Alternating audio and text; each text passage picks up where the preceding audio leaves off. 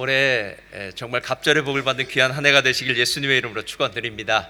자, 우리 하나님 말씀 함께 보실 텐데요. 말씀은 이사야서 54장 1절로부터 3절까지의 말씀이 되겠습니다. 이사야서 54장 1절로부터 3절 우리 한번 다 같이 한 목소리로 봉독해 올리겠습니다. 시작. 잉태하지 못하며 출산하지 못한 너는 노래할지어다. 겪지 못한 너는 외쳐 노래할지어다. 이는 홀로 된 여인의 자식이 남편 있는 자의 자식보다 많음이라. 여호와께서 말씀하셨느니라. 내 장막터를 넓히며 내 처소의 휘장을 아끼지 말고 널리 펴되 너의 줄을 길게 하며 너의 말뚝을 견고히 할지어다. 이는 내가 좌우로 펴지며 내 자손은 열방을 얻으며 황폐한 성읍들을 사람 살 곳이 되게 할 것임이라. 아멘. 자, 오늘 말씀의 제목 다 같이 읽겠습니다. 시작. 뜻을 세워야 길이 생긴다. 뜻을 세워야 길이 생긴다는 제목으로 2020년 첫 번째 주일 설교 함께 나누기를 원합니다. 사람은 이 땅을 살아가면서 크고 작건 간에 계획을 세우면서 살아갑니다. 만약 제가 내일 시티에 나가야 되겠다라고 생각한다면 저는 자동차를 끌고 나갈 것인지 아니면 트레인을 타고 나갈 것인지를 먼저 결정하고요. 자동차를 타고 나간다면 어디에 주차할 것인지 이런 것들을 생각할 것이고 계획할 것이고, 만약에 트레인을 타고 나가려고 생각한다면 뭐부터 준비해야 될까요? 마이키 카드. 마이키 카드를 분명히 준비해서 평소에는 마이키 카드가 어디 있었는지 몰라도 내일 트레인을 타기 위해서는 마이키 카드를 꼭 준비하고 또 충전하고, 그리고 열차가 몇 시에 오는지를 또 앱을 통해서 받아보면서 내가 서야 될 정거장, 내가 가야 될 길을 먼저 준비하면서 아마 그런 계획을 잡을 것입니다. 세상을 살아가면서 우리는 어떤 일도 실은 계획 가운데 살고 있다는 것을 아십니까? 어느 분이 가끔 이런 얘기를 하는 분들도 있을 수 있습니다. 목사님, 저는 무계획입니다. 무계획. 그런데 실은 세상에 무계획이란 건 없습니다. 무계획이란 건 무슨 계획이냐 하면은요, 나는 어떤 일을 만날 때 그때 상황대로 처신할 것이다라는 계획을 갖고 만나는 것이 무계획이지, 실제로 어떤 계획도 없는 사람은 없습니다. 계획이 있습니다. 그래서 우리가 살아가면서요, 계획이 있기 때문에 언제나 생각해야 될 것은 무엇이냐면, 그렇지, 인생에는 계획이 있겠지. 인생에 계획이 있다면 신앙에도 계획이 있어야 될 것 아니겠느냐. 2020년 1월 첫 번째 주일을 시작하면서요, 그렇지, 작년은 지나고 2019년은 지나고 2020년 됐으니까 올해도 그냥 잘 되겠지라는 그런 생각이 아니라, 하나님도 세상을 창조하실 때 가지고 계셨던 계획이 있다면 저와 여러분의 삶 가운데도 2020년도를 향한 아름다운 계획이 있으시기를 예수님의 이름으로 축원드립니다. 그런 의미 속에서 오늘 본문은 정말 대단한 말씀입니다. 처음에 그냥 보면은 이 말씀이 그럭저럭 그런 말씀인 것 같지만은요, 이 말씀만큼 우리의 삶에 큰 소망이 되고 미래가 있고 그리고 힘을 주는 말씀은 성경에는 많지 않을 거다라는 그런 생각이 들었습니다. 오늘 이 말씀이 복이 되고 힘이 되고 위대한 말씀인 이유는요, 이 말씀이 가지고 있는 그 의미 때문에 그렇습니다. 보통 목회자들이요, 자기가 선호하는 그런 말씀들이 있습니다. 그래서 어떤 말씀들은 이렇게 몇 번씩 설교를 하고 했던 그런 구절들이 있어요. 제가 이 말씀을 제가 목회를 하면서, 담임 목회를 하면서 한 8년쯤 됐네요. 18년 동안 이 말씀을 선택한 적이 있을까 하고 제가 찾아봤어요. 근데 한 번도 이 말씀을 선택을 안 했더라고요. 그러니까 이 말씀을 오늘 선택해서 설교하는 것은 제가 처음입니다. 처음. 할렐루야. 여러분 오늘 좋은 날 오셨어요. 그래서 제가 왜 이 말씀을 선택하지 않았을까 지금까지 봤더니 저에겐 어떤 선입견이 있었습니다. 그 선입견이 뭐냐 하면은요, 저는 그냥 하나님이 작은 것 주신 것 감사하게, 그래서 예전에도 제가 얘기했던 것 같은데요, 적게 먹고 가는 똥 싸자. 적게. 그러니까 내 그릇은 작으니까 큰 걸 바라는 것은 이건 나의 분수에 맞지 않아. 근데 오늘 말씀은 마치 위대하고 원대하고 큰 일 행할 사람의 일들 같아서요, 제가 의도적으로 이 구절을 이렇게 옆으로 조금 비껴놨던 것 같다라는 생각이 들었습니다. 그런데 작년 말부터 제 마음 가운데 갑절의 복이라는 것, 장자가 받는 복이죠. 두 몫의 복. 그리고 정말로 내 수준의 복이 아니라 하나님이 내게 주시고자 하는 그 복을 받을 사람이라면 왜 자꾸 내 자신에 대해서 이렇게 제한, 한계를 긋고 있을까라는 생각이 들었습니다. 에이, 목사님, 저는 뭐 이민자고 말도 잘 모르고 여기 이민 온 지도 별로 안 되고 저는 이제 나이가 들고 뭐 이런 여러 가지 이야기들 때문에 혹시 내 자신에 대해서, 내가 받을 복에 대해서 제한하고 있었다면 오늘 이 말씀을 다시 한번 우리들의 마음 가운데 되새기면서 우리가 생각하는 것보다 하나님은 더 위대하십니다. 할렐루야. 믿으십니까? 우리가 생각하는 것보다 하나님은 더 크시고 위대한 분이시기에 내가 생각하는 만큼 복을 받는 것이 아니라 하나님, 즉 주시고자 하는 그분의 뜻만큼 우리의 삶 가운데 큰 복이 임하게 될 줄 믿습니다. 그래서 이 말씀은요, 진짜 소망의 말씀입니다. 2020년도 저와 여러분의 삶 가운데 이 소망이 이루어지시기를 예수님의 이름으로 축원드립니다. 자, 1절 뭐라고 이야기합니까? 다 같이 한번 읽겠습니다. 1절 시작. 잉태하지 못하며 못한 너는 노래할지어다. 산고를 겪지 못한 너는 외쳐 노래할지어다. 이는 홀로 된 여인의 자식이 남편 있는 자의 자식보다 많음이라 여호와께서 말씀하셨느니라. 여러분, 이 이야기를 제일 먼저 이렇게 탁 들으면 누구 생각이 나냐면요, 사무엘상에 나오는 한나가 생각이 나요. 예. 한나 이야기 아시죠? 예. 사무엘의 어머니 한나. 사무엘은 정말 위대한 선지자였습니다. 선지자, 왕, 제사장, 이 세 가지 직무를 함께 감당했던 사람은 사무엘밖에 없어요. 구약시대에는 아주 위대한, 이스라엘의 정말 등불 같은 그런 위대한 지도자였습니다. 그 사무엘의 어머니였던 한나는 자식을 낳지 못했습니다.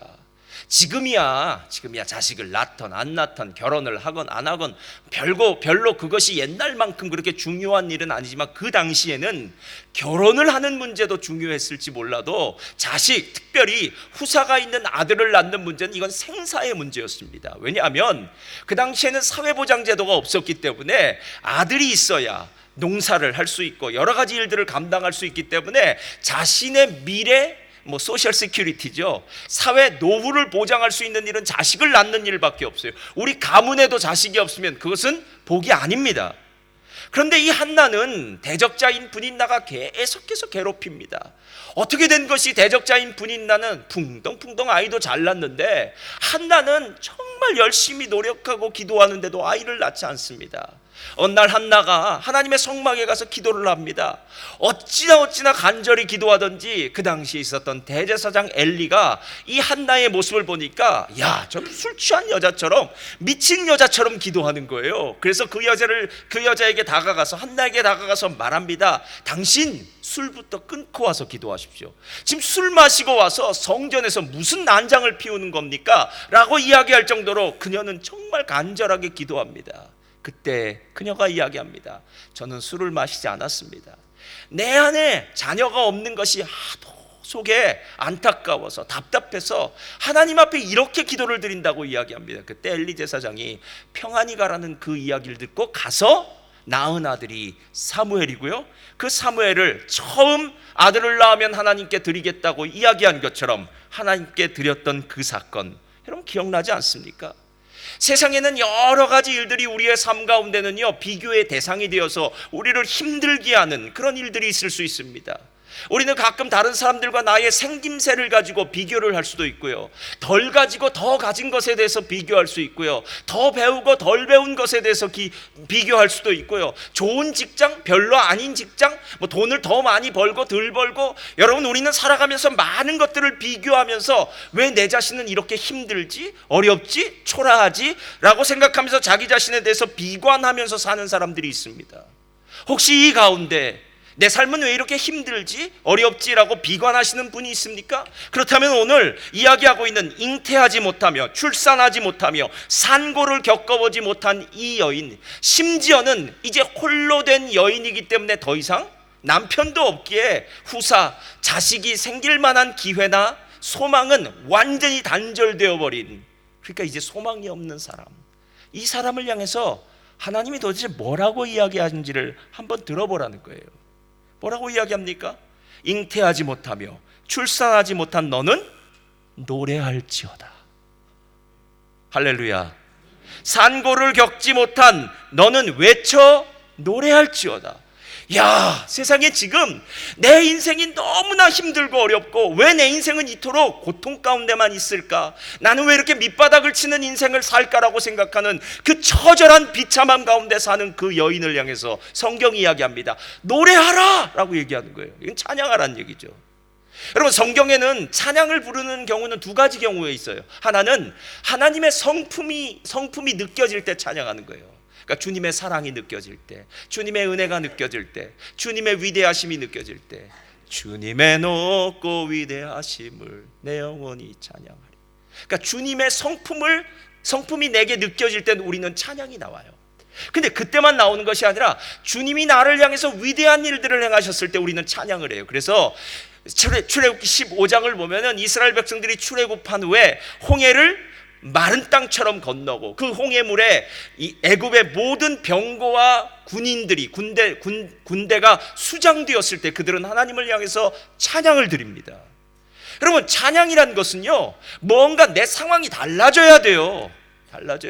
나처럼 지금 처절한 상황 가운데 있을 때 찬양하는 것이 아니라 삶에 하나님이 역사하시는 그 기적이 느껴졌을 때, 기적이 일어났을 때 우리가 찬양하는 것인데, 오늘 이사야 선지자는 그렇게 비참한 상황 가운데 있는 여자들을 향해서 찬양하라, 기도하라, 외쳐 찬양하라, 외쳐 노래하라 라고 이렇게 이야기합니다. 그 이유가 무엇인 줄 아십니까? 뒤에 얘기해요. 홀로 된 여인의 자식이 남편 있는 자의 자식보다 많음이라, 여호와의 말씀이니라. 여러분, 이 말이 무슨 말입니까? 걱정하지 말아라, 내가 너의 인생을 반전시키겠다는 얘기 아닙니까? 아무것도 없는 것 같았고 지금 밑바닥을 친 것 같은 인생이었는데 시간을 좀 지내보라라는 거예요. 이 밑바닥 인생이 계속 밑바닥에 머무르는 것이 아니라 하나님이 우리를 그 밑바닥에서 건져내서 어느 날 들어올릴 날이 있는데, 우리를 들어올릴 그날 우리 자신을 바라보면 와, 하나님이 나의 삶 가운데 역사하신 것이 내가 생각했던 것보다 훨씬 크네, 할렐루야, 이런 고백이 나온다라는 거예요. 실제로 그렇지 않습니까? 지난주 금요일날 아마 예배에 참석하신 분들은 알 거예요. 자, 우리의 이 오른손이 무슨 일을 해야 됩니까? 하나님의 왼손을 잡고 있어야 돼요. 자, 하나님의 왼손을 잡고 있다는 얘기는 내 오른편에 누가 계셔야 된다는 얘기예요? 하나님이 계셔야 된다는 거예요. 만약에 반대로 하나님의 오른손을 내 왼손으로 붙들고 있으면 그때부터 어떤 일이 벌어진 줄 아십니까? 우리는 우리 마음대로 살 수 있어요. 여러분, 원하시는 대로 살면 돼요. 왜냐하면 성경에 말하고 있는 오른손은 언제나 능력의 손이에요. 약속의 손이에요. 바른 손이에요. 그리고 모든 것을 할 수 있는 손이에요. 그러나 왼손은 불구의 손이에요. 이것은 잘못된 손이에요. 이것은 없는 손이나 마찬가지예요. 불행한 손이에요. 근데 만약에 우리가 우리의 왼손으로 하나님의 오른손을 왼쪽에 하나님을 놓고 붙잡고 있으면 하나님은 아무것도 역사하실 수가 없어요. 대신 여러분 혼자 사시면 됩니다. 세상을 살고 있는 많은 사람들이 하나님의 오른손을 붙들고 내 마음대로 살고 있는 사람이 얼마나 많은 줄 아십니까? 그러면서 생각합니다. 난 아직 젊으니까, 난 아직 힘이 있으니까, 아직 난 능력이 있으니까 그래도 난 살 수 있어. 여러분이 가지고 있는 여러분의 오른손의 능력은 아무것도 아닙니다.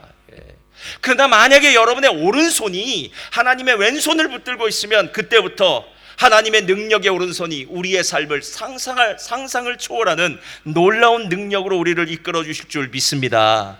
맞나요, 여러분? 맞나요? 우리가 살아가면서 배우는 것이 무엇입니까? 내가 아무리 계산해도 내 계산으로는 안 되는 거 아닙니까? 계산을 하면 분명히 남아야 됩니다. 그런데 나중에 손을 털고 났더니 남는 게 하나도 없습니다. 내가 내 생각대로 내 계획대로 살았기 때문에 분명히 내가 원했던 행복이 기다리고 있어야 되는데 그곳에는 행복이 아니라 허무함만 기다리고 있지는 않습니까?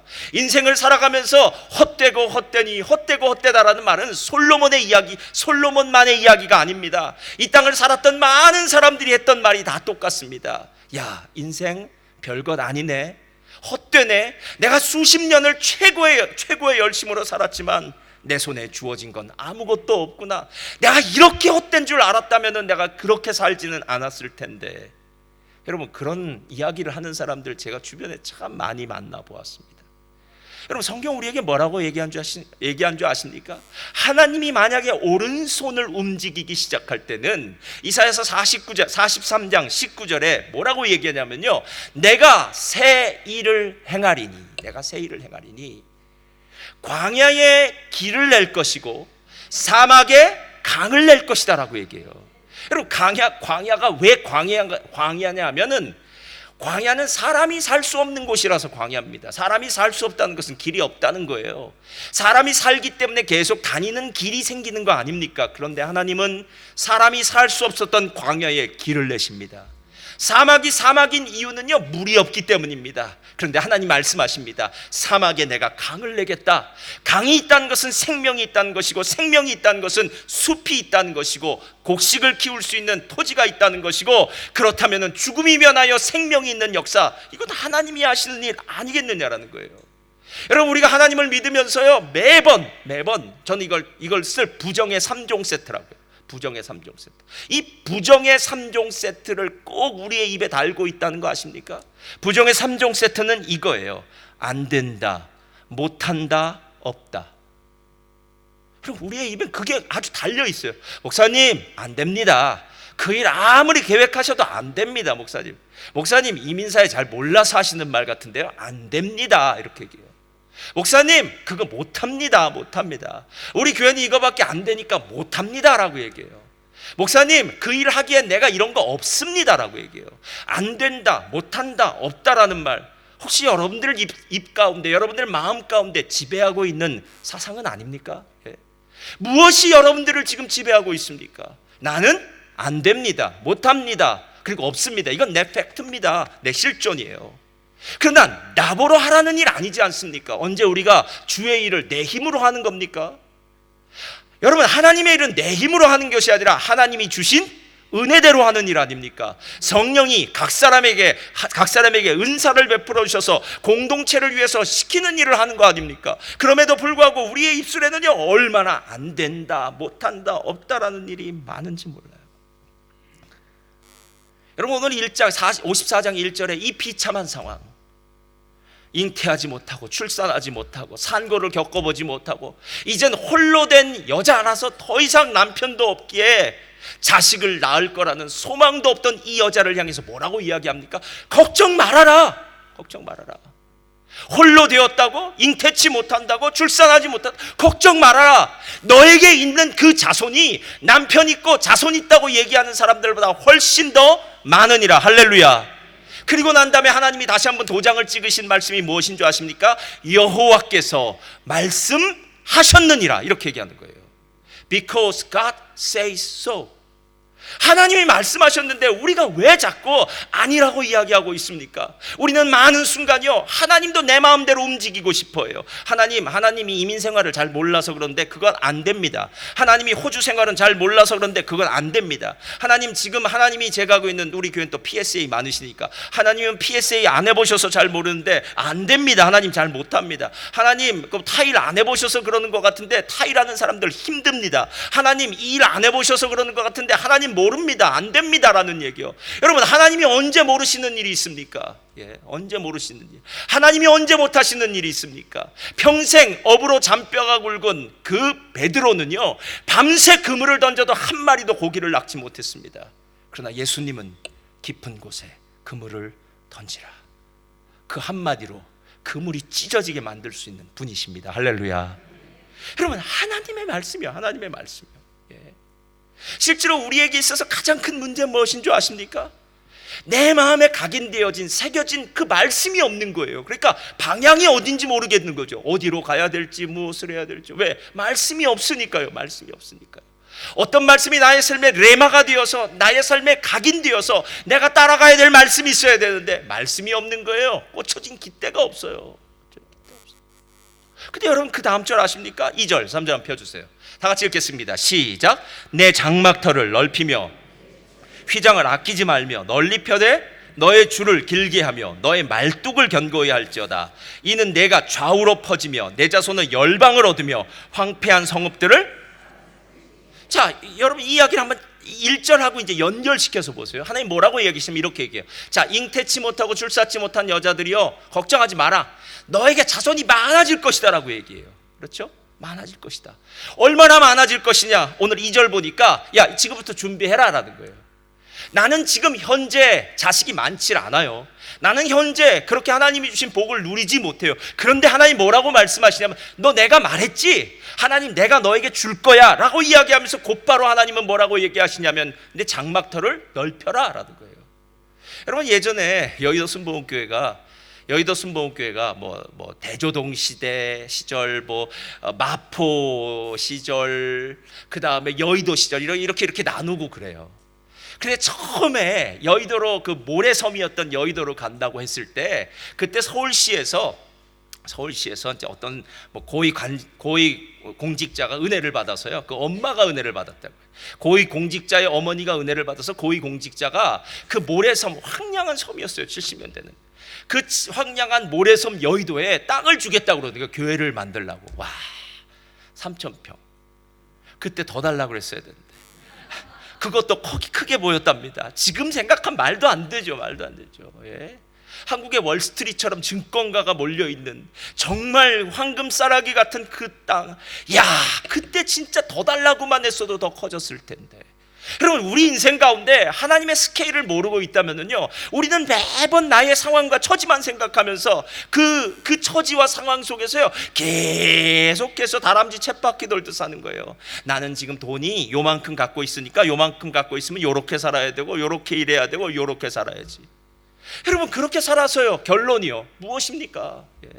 어차피 우리는 하루 3끼 먹는 건 당연하고요, 눈 떠서 살다 보면 살게 되더라고요. 우리 중에 굶어서 죽은 사람 없지 않습니까? 지금 이 시대는요. 그리고 굶은 사람 있으면 교회가 책임져 줄 줄 믿습니다. 할렐루야. 예, 굶으시면 교회 오시면 돼요. 예, 오늘도 점심이 기다리고 있어요. 예. 여러분, 그 이야기가 지금 이 이야기가 만약에 허공을 때리는 이야기처럼 들린다면 아직 믿음이 없는 분이에요. 하나님이 말씀하셨잖아요. 너의 자식이 많아질 거야. 그러니까 아예 준비부터 해라. 장막터를 넓게 펼쳐라. 휘장을 아끼지 말아라. 길을 넓게 펴라. 그리고 막 애들이 지나가다 보면 말뚝이 흔들리고 텐트가 무너질 수 있으니까 말뚝을 견고하게 굳게 받아라. 너는 내가 좌우로 퍼지고 자손은 열방을 얻고 황폐함 성읍들은 사람 살 곳이 되게 하리라. 여러분, 오늘 이 말씀을, 이사야 선지자의 이 말씀을 받는 사람의 마음이 어땠을까요, 여러분? 실제로 이 이야기의 배경은 무엇이냐면요, 바벨론 포로에 잡혀간 이스라엘 백성들을 향해서 하는 얘기예요.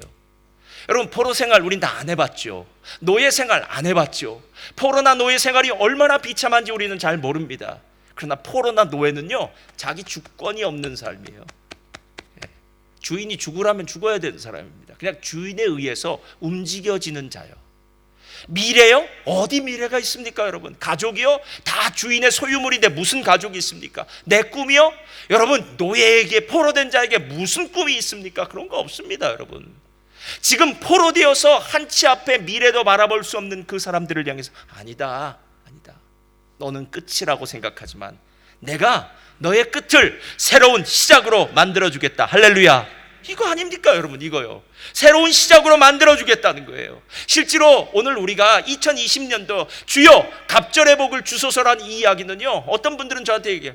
목사님, 갑절의 복은커녕 그냥 복이나 있었으면 좋겠습니다, 이래요. 예. 야, 참 믿음이 없죠? 우리 옆에 분들과 한 번만 더 인사 나누겠습니다. 갑절의 복을 받읍시다.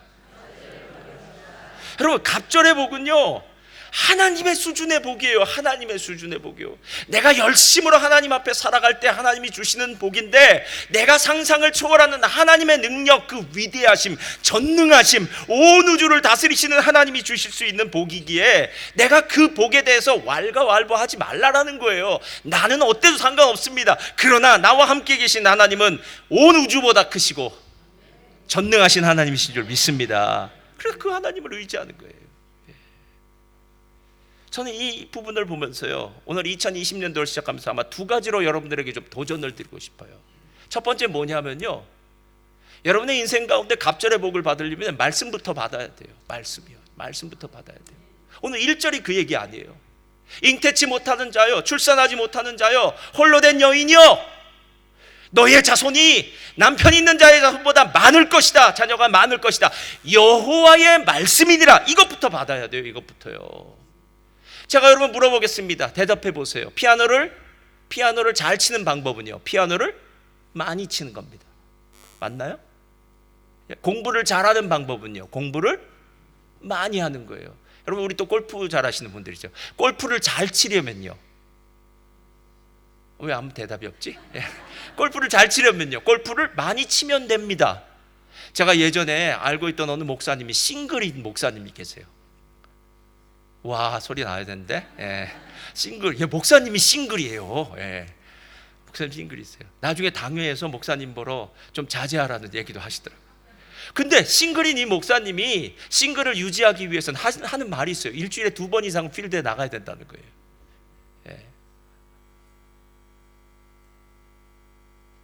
여러분, 골프를 잘 칠 수 있는 방법은 골프를 계속 치면 됩니다. 그럼 다시 물어볼게요. 하나님의 말씀을 받을 수 있는 방법은요, 하나님의 말씀을 많이 보면 되는 거예요. 여러분, 이렇게 간단한 방법임에도 불구하고 우리는 이 방법을 그냥 뒤쳐져요. 일을 잘하기 위해서는, 그 일에 숙련된 전문가가 되기 위해서는 이 일을 오랜 시간, 인턴십, 어퍼렌티스십, 여러 가지 일하면서 정작 제일 중요한 말씀의 문제만 오면 우리는 달라져요. 이렇게 생각해요. 주일날 예배만 오는 것만도 하나님 감지덕지하게 생각하세요. 내가 그래도 매일 안 나오고 이렇게 주일날 이렇게 하루라도 나오니까 하나님 기뻐하세요라고 생각해요. 그렇지 않습니다. 여러분, 진짜 복은 주일날 와서 앉아있는 이게 아니라 여러분의 마음 가운데 오늘 54장 1절에 이사야 선지자로부터 들었던 그 말씀을 내가 들어야죠. 내가요. 내가 들어야죠. 그러기 위해서는요, 우리가 매일매일 하나님의 말씀이 들려지는 곳에 가야 되는 거 아닙니까? 매일 아침마다 일어나 말씀을 통독해야 되고요, 또 말씀이 들려지는 금요기도에 나가야 되고요, 또 주일 예배 나가야 되고요, 여러 가지, 하여튼 말씀이 들려지는 곳, 또 내가 평일에 혼자 집에 있을 때는 설교를, 좋은 설교자들의 말씀을 들어야 되고, 하여튼 말씀 듣는 시간을 늘려야만 여러분 가능하다라는 거예요. 이게 제가 예전에도 한번 얘기했던 거 아니에요. 제가 4년 유학 시절에 96년부터 2000년 전까지 4년을 유학하면서요, 새벽 예배를 딱 한 번 갔습니다. 왜냐하면 그때는 학생이었기 때문에 어느 교회에 이렇게 제가 적을 두고 있지 않고 왔다 갔다 예배만 드릴 때, 공부할 때였기 때문에 새벽 예배를 딱 한 번 갔어요.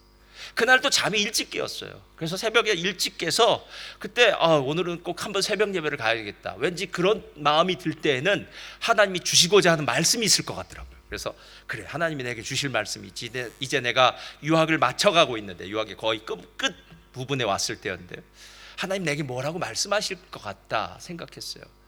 그리고 나서 제가 아침 새벽 5시 반에 교회 가서 딱 앉았어요. 그래서 오늘은 어느 목사님이 설교를 하실까 하고 딱 앉아있더니 그날은 설교를 안 한대요. 그래서 뭔가 봤더니 성경 통독 기간이었다는 거예요. 그러면서 하는 말이 오늘부터는 예레미야서 1장을 읽는다 그러더라고요. 그래서 제가 예레미야서 평소에 봤던 게 있으니까, 아이고, 예레미야서 또 어려운 얘기, 이스라엘 회개하라는 얘기, 이런 얘기가 나올 것 같다 생각하면서, 야, 하나님이 이런 날 좀 좋은 목사님 딱 세우셔서 나한테 딱 주고자 하는 맞춤형 말씀으로 한마디만 주시면 참 좋을 텐데, 아닌 것 같다 생각하면서 말씀을 계속 읽는데, 여러분, 통독이 쉬운 것 같지만 안 쉽습니다.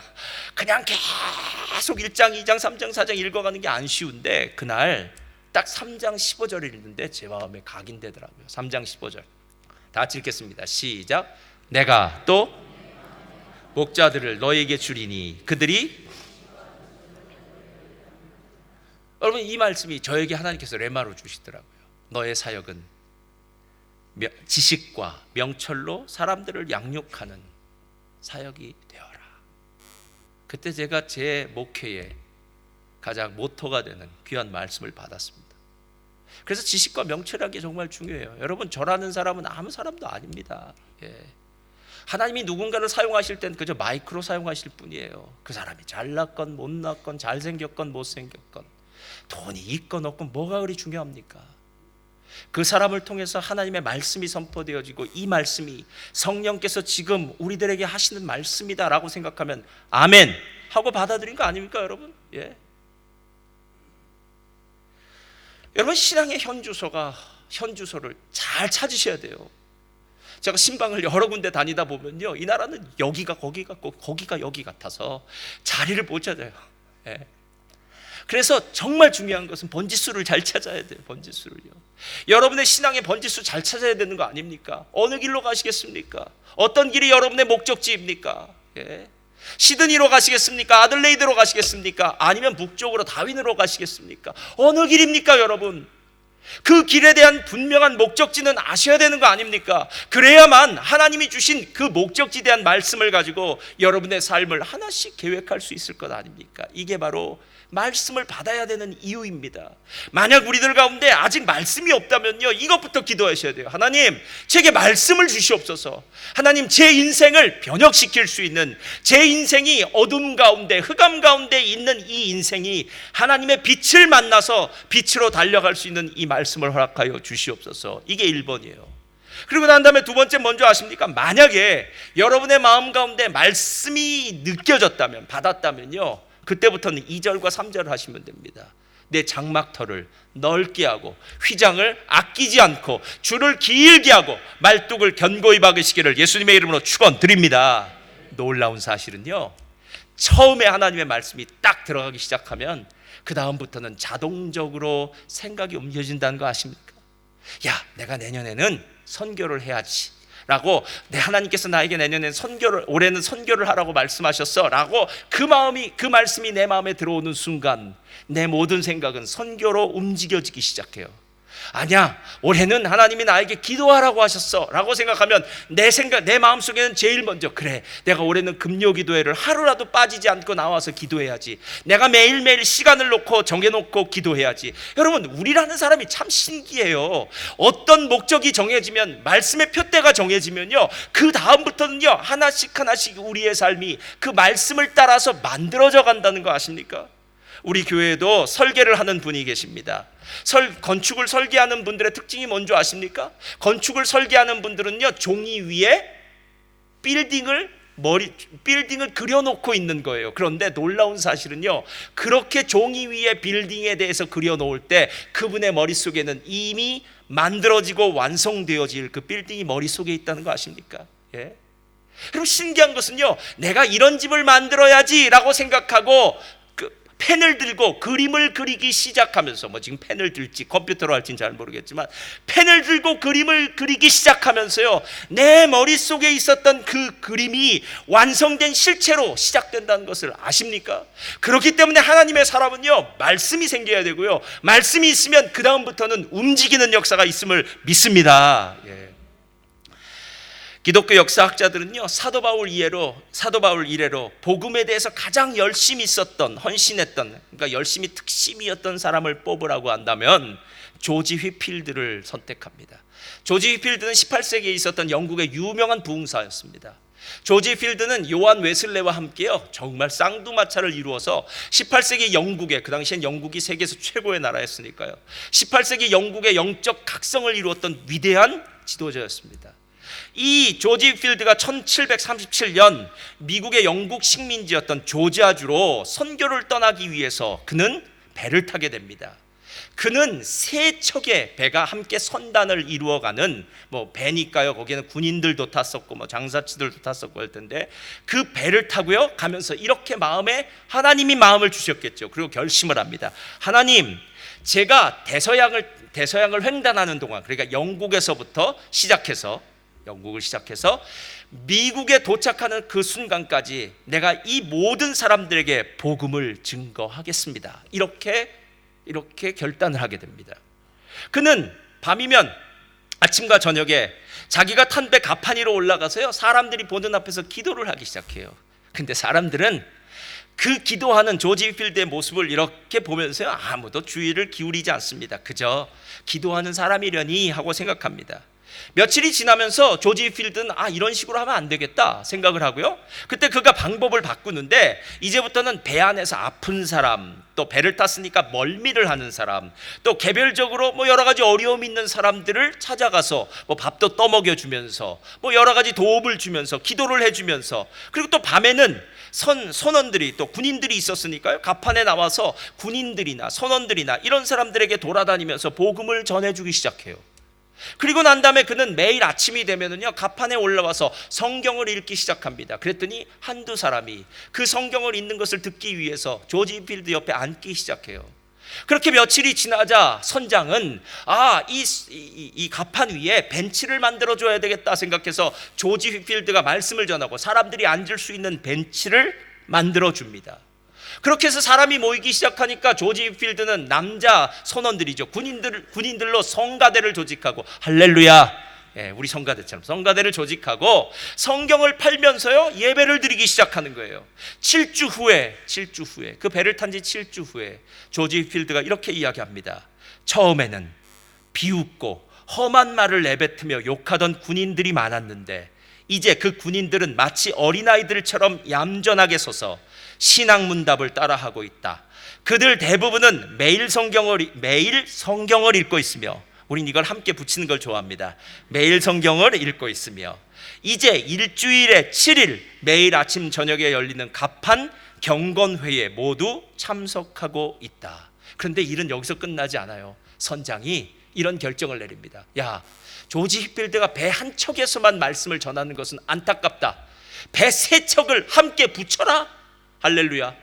그래서 배 세 척을요 아침 저녁이 되면 함께 붙여서 합동으로, 조지 필드의 이 성량이 상당히 좋았다고 하거든요. 그래서 성량이 좋은 조지 필드가 말씀을 선포하면은 세 척의 배에 있는 사람들이 아침 저녁으로 하나님의 말씀을 들어서 떠날 때에는 예수 그리스도를 모르던 선원들과 사람들이 그 배에 탔었다면, 그 배가 내릴 때에는 그리스도 예수를 믿는 사람들로 변하는 놀라운 역사가 일어났던 것.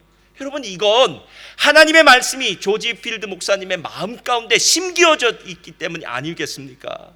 여러분, 무릇 지킬 만한 것보다 내 마음을 지키라. 생명의 근원이 이에서 남이다 라고 하는 말은요, 이 마음에 무엇을 심었는지를 다시 한번 보자라는 거예요. 무엇이 이 마음에 심겨져 있습니까? 돈입니까? 자식입니까? 아니면 미래입니까? 학업입니까? 무엇입니까? 정말 우리의 마음 가운데 심겨진 것이 예수가 아닌 다른 어떤 것들이 심겨져 있다면요, 여러분의 마음에 심기워진 대로 여러분은 인생의 그것들을 추수할 것입니다. 그러나 만약에 여러분들이 지금 제가 좀 전에 얘기했던 그 모든 것은 좀 옆에 놓고 먼저 그 나라와 그 일을 구하라, 그리하면 이 모든 것을 너에게 더하시겠다고 약속하신 예수 그리스도의 그 추상 같은 말씀을 가슴에 품고, 좋습니다 하나님, 난 어떤 상황에도 하나님 말씀 선택하겠습니다. 하나님 내게 말씀하여 주시옵소서. 하나님의 그 말씀을 여러분 마음 가운데 심는다면 여러분의 인생은 결코 후회하지 않는 인생, 하나님 앞에 영광이 되는 귀한 인생이 될 줄 믿습니다. 여러분, 갑절의 복은 아무나 받는 것이 아닙니다. 제가 보니까요, 먼저 말씀이 있는 사람이 갑절의 복 받겠더라고요. 그래야 목표가 있을 거 아닙니까? 말씀이 있습니까? 두 번째, 말씀이 있다면 이제 하나님께서 여러분의 마음에 주신 그 계획이 이루어져 가고 있습니까? 무엇을 위해서 하나님 위해 살겠습니까? 어떤 방식으로 살겠습니까? 장막터를 넓게 하고 휘장을 아끼지 말고 줄을 길게 하고 말뚝을 견고하게 받고, 할렐루야. 여러분, 이렇게 살아야 될 거 아닙니까? 이렇게 살아야 될 거 아닙니까? 여러분, 저는 2020년도가 우리 멜번 순복음교회는 정말 하나님께서 허락하신 놀라운 축복의 한 해가 될 줄 믿습니다. 인간적인 방법으로 대단한 것이 이루어지는 한 해가 아니라 하나님께서 적어도 저와 여러분의 삶에 예비하신 그 놀라운 축복이 이 멜번 순복음교회 모든 성도님들의 가정과 삶에 이루어질 줄 믿습니다. 여러분, 그 믿음을 가지고 2020년도를 승리하시기를 예수님의 이름으로 축원드립니다.